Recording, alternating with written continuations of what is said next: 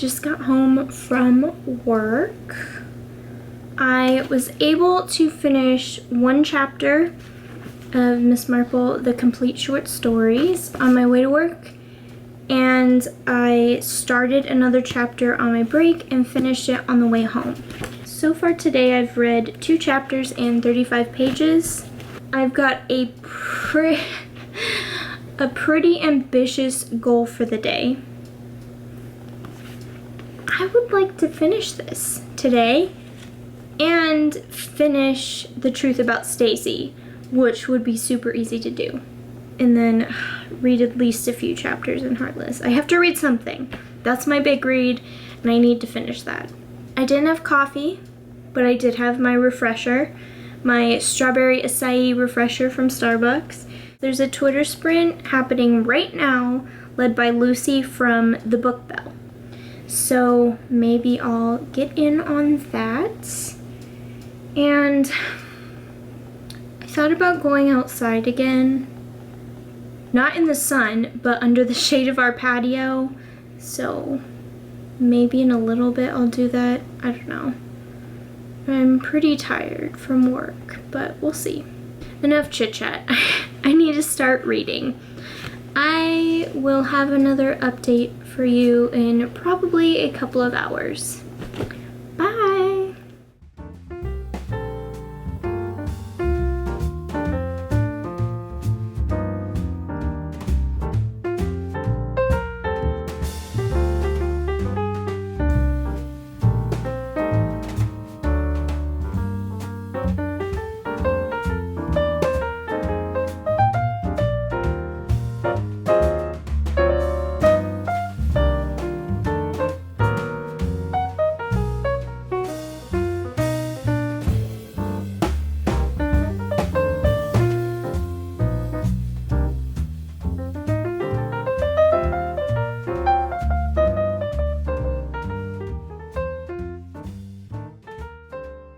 So this is actually day 6.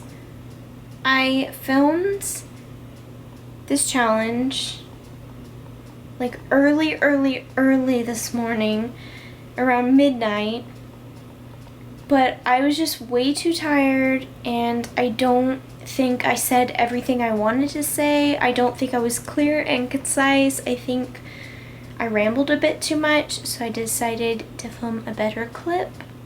So we're going back to the day 5 video challenge. This is a class reading list that you create for a class you're teaching. And for an added challenge, try to use one of the books from your TBR for that reading list. This challenge was hosted by Little Spider 9.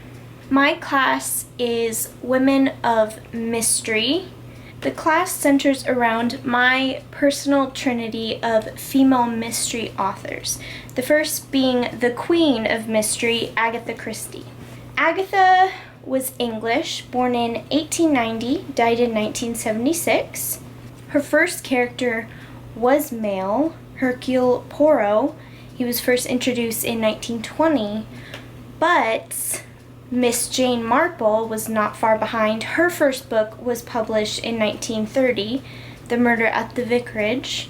She had previously appeared in short stories in the late 20s.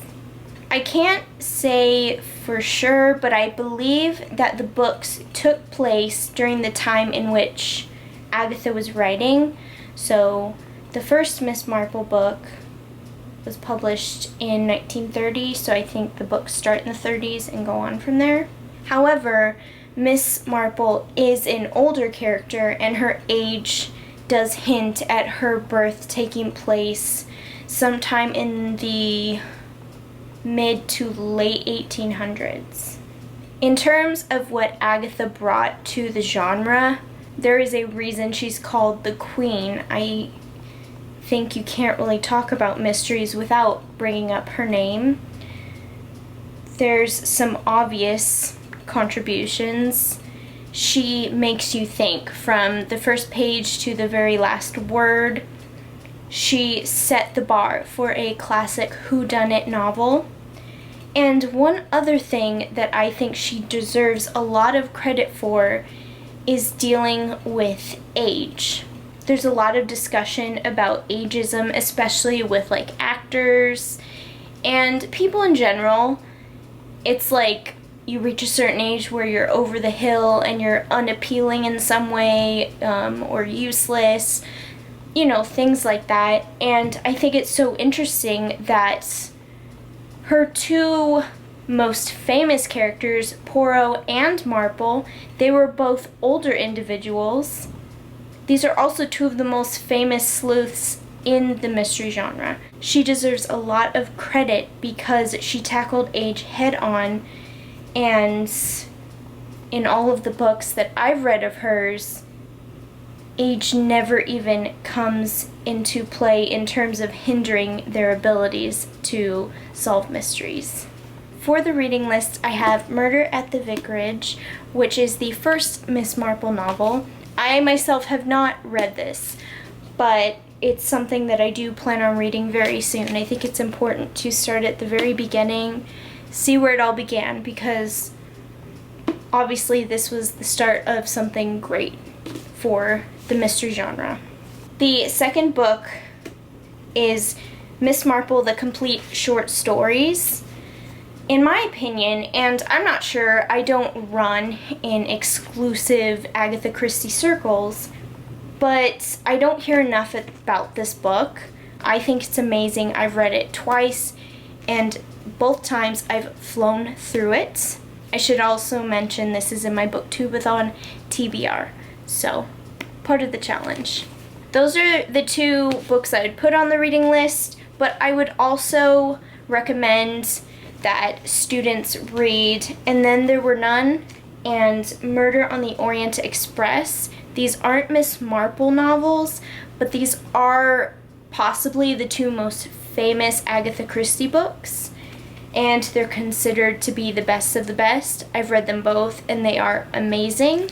I've specifically chosen Miss Marple because it's a female author writing about a female character, but I couldn't teach a class involving Miss Christie without mentioning these two books. It can't be done. Up next is Caroline Keene. You're probably thinking, that's a pen name, that's really stupid, but I'm talking about the woman behind the pen name. Not just any woman, Mildred Benson, the original female author behind Caroline Keene. Mildred was American, born in 1905, died in 2002. The idea of Nancy Drew belongs to publisher and writer Edward Streetmeyer. He hired Benson in 1926 to take his ideas and write stories. His daughter Harriet, for many, many years, took sole credit for the books based on the amount of edits she did for the series over the years. Some of the books she had to edit so much that they were completely changed. Despite all of that controversy, it is still believed that the classic personality of the girl detective that we all know and love is all because of Mildred Benson. From what I saw in my research, she did do events in later years signing books for fans and things like that. The first Nancy Drew book, Secret of the Old Clock, came out in 1930, and I believe the series also took place in the 30s. I don't think time progressed in the series. If I'm not mistaken, it didn't really go beyond the 30s. I could be wrong though.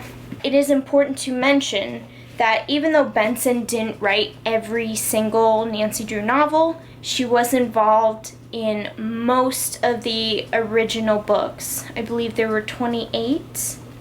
And most importantly, she wrote the very first book that introduced Nancy Drew. That's all you really need to know. There's something very special about the Nancy Drew mystery stories. It doesn't matter what decade you were born in, what age you are, these books are timeless and can be enjoyed by anyone and everyone. For the reading list, it's hard to pick because while I have been reading these since I was a little girl and I've read most of the series, I can't claim to have read all of them. And I can't really pick a favorite, but I do have this very special 3-in-1 edition. I think that I will stick with the first 3. The Secret of the Old Clock, The Hidden Staircase, and The Bungalow Mystery. She also contributed to the Dana Girls series under the same pen name. I mentioned that because I read The Mystery of the Stone Tiger for BookTube-A-Thon. This is a Dana Girls mystery. The third and final author is Elizabeth Peters, aka Barbara Mertz. Now, I'm not going to sit here and pretend that I have read all of her books, because in reality, I've only read 1. And you're probably saying, why would you pick her? But the truth is that my trinity of authors includes women that impacted my life at different stages. I found Elizabeth's book in a thrift store, totally not expecting it, didn't know who she was, but I saw that the cover was Egyptian themed and I knew I had to check it out, and I am really excited to read the rest of her books. I don't know why I haven't. I just get easily distracted. But even with just the 1 book, she's impacted me, and I think that's worth something. So that's why she's included. She is American, born in 1927, died in 2013. It is important to note that she has a PhD in Egyptology from the University of Chicago.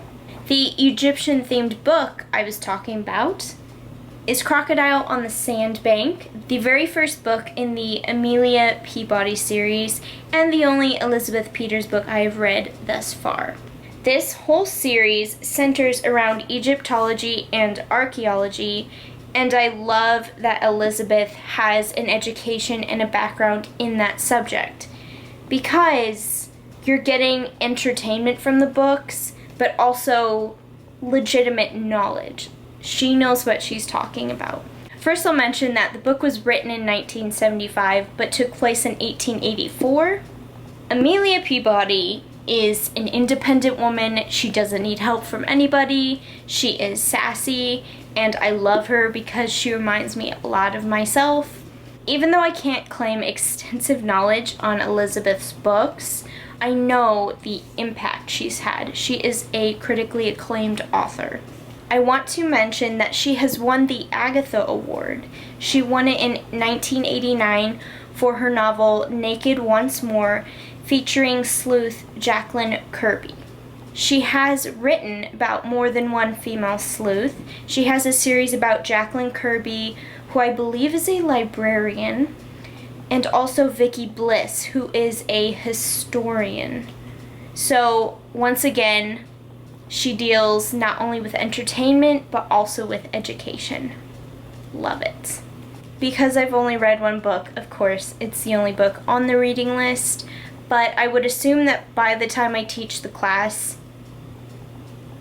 I will have read more books, hypothetically, so there would be more than 1, most likely. That is my class and my reading list.